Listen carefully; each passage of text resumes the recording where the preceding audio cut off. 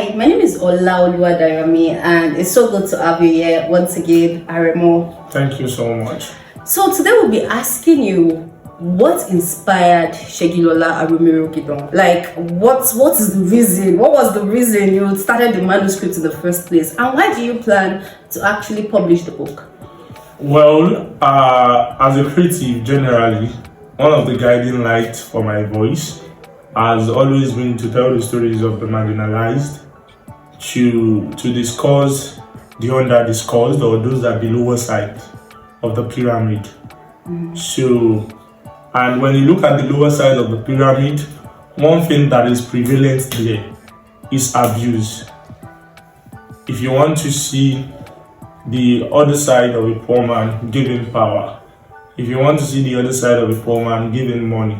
So this abuse of power, abuse of people, abuse of system, abuse of religion, beliefs, all of this came together to inform a story, going through the pedestal of love, lust, and shambled dreams.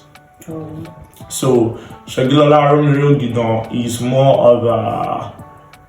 of a story that gives power to women, but equally takes it back in a way. Gílọlá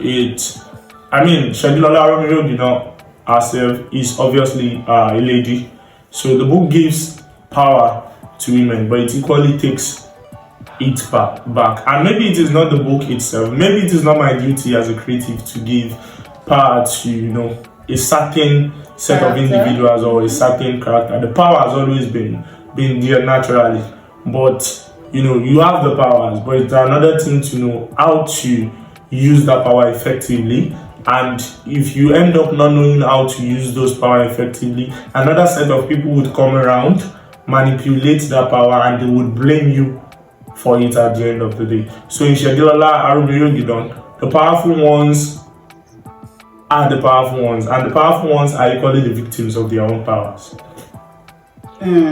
I know by the time we read the book, it will make more sense to us. Right.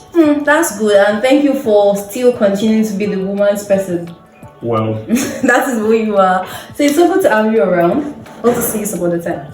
Absolutely.